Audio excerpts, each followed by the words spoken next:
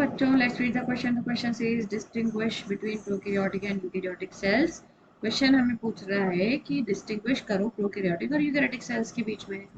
Question को solve करने के लिए जो हमारा की कॉन्सेप्ट है वो है cell types on basis of their nucleus. अब यहाँ पे मेन जो क्राइटेरिया है सेल को क्लासिफाई करने का वो है हमारा न्यूक्लियस. अगर मैं प्रोकैरियोट की डेफिनेशन बोलूँ या प्रोकैरियोटिक सेल के बारे में बताऊँ तो प्रो का मतलब होता है एक्चुअली प्रिमिटिव. प्रो मतलब होता है प्रिमिटिव एंड कैरियन का मतलब होता है nucleus. So the cell which has the primitive nucleus, the cell which has primitive type of nucleus is known as prokaryotic cell. और इस primitive type of nucleus को हम क्या नाम देते हैं? We call it either false nucleus or incipient nucleus or also known as genophore. So they have different name of these false nucleus. Another type of cell we have eukaryotic cell.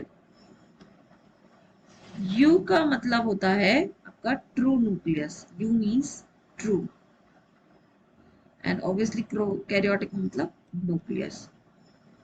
तो यहाँ पे सीधा सीधा मतलब हो गया the cell which has true nucleus is known as eukaryotic cell. अब इनके अगर मैं एग्जांपल्स की बात करती हूँ तो प्रोकैरियोटिक सेल का जो एग्जांपल आता है आपका बैक्टीरिया आ जाता है एंड यूकैरियोटिक सेल के एग्जांपल में आप कहते हैं plant and animal cell because they have true nucleus. अब हमें इनके टेबुलर फॉर्म में डिस्टिंग्विश करना है. So let's do the differences. So prokaryotic cell and eukaryotic cell. अब जो प्रोकैरियोटिक और यूकैरियोटिक सेल का सबसे पहला डिफरेंस तो ये होगा it has false nucleus. That means no true nucleus found in prokaryotic cell.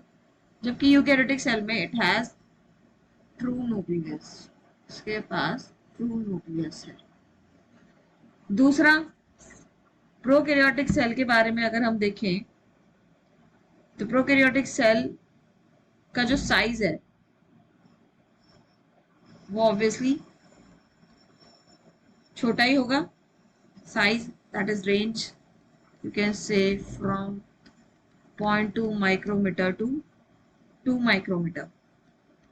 So very small range. जबकि यूकैरियोटिक का जो रेंज है size 10 micrometer to 100 micrometer in diameter. ये सब डायमीटर में दे रखा है. राइट. नेक्स्ट इज कि जो आपका प्रोकैरियोटिक सेल्स होते हैं दिस इज ऑलवेज यूनिसेलुलर. ये हमेशा यूनिसेलुलर मतलब सिंगल सेल्ड होंगे. जबकि यूकैरियोटिक सेल में दोनों पाए जाएंगे both unicellular and multicellular. दोनों तरह के पाए जाते हैं unicellular plus multicellular. For example unicellular में आप अमीबा ले सकते हैं because it is a eukaryote belongs to kingdom protista but it is unicellular. And multicellular में आपके प्लांट्स एंड एनिमल सेल आएंगे. देन अदर डिफरेंसेस इफ आई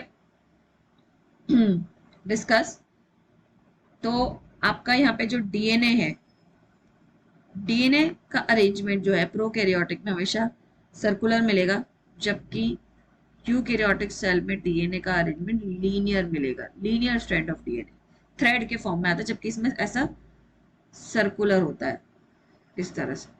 जबकि इसमें लीनियर होता है इस तरह से इन prokaryotic cell eukaryotic cell. Then after cell organelles की बात करते हैं हम. तो प्रोकैरियोटिक सेल में सेल ऑर्गेनल्स एब्सेंट होते हैं except, there is an exception, except ribosomes. Ribosomes के अलावा बाकी सारे सेल ऑर्गेनल्स इसमें हमें नहीं मिलेंगे, only ribosomes we will found. जबकि आपका जो यूकैरियोटिक सेल है इसमें ऑल सेल ऑर्गेनल्स फाउंड, सारे तरह के सेल ऑर्गेनल्स मिलेंगे। सेल ऑर्गेनल्स में क्या एग्जांपल आते हैं, mitochondria, lysosomes, Golgi apparatus, ribosomes, glycosomes etcetera.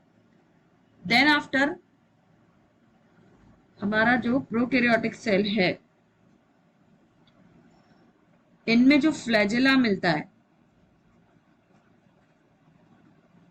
They are small in size, क्योंकि यूनिसेलुलर ऑर्गेनिजम्स हैं तो ऑब्वियसली फ्लैजेला भी इनके छोटे मिलेंगे। जबकि यूकैरियोट्स में फ्लैजेला लार्ज साइज का मिल सकता है, लेकिन केस ऑफ पैरामीशियम और यूग्लिना। देन रिप्रोडक्शन जो है, प्रोकैरियोटिक सेल का जो रिप्रोडक्शन मोड है it is always asexual mode, हमेशा एसेक्सुअली रिप्रोड्यूस करेंगे क्योंकि सिंगल सेल है, इनको रैपिडली मल्टीप्लाई करना होता है। एंड यूकैरियोट्स में दोनों तरह के मिलेंगे, both sexual and asexual mode of reproduction. Like plants के अंदर vegetative propagation is a type of asexual mode of reproduction, while sexual तो plant और animal दोनों में हमें मिल जाता है। तो एग्जाम्पल में आपका आ जाता है बैक्टीरिया प्रोकैरियोट्स के केस में, जबकि यूकैरियोट्स में एग्जाम्पल में आपका plant, animal cells. So this is all about the differences in between prokaryotic and eukaryotic cells. So I hope you understood well. Best of luck.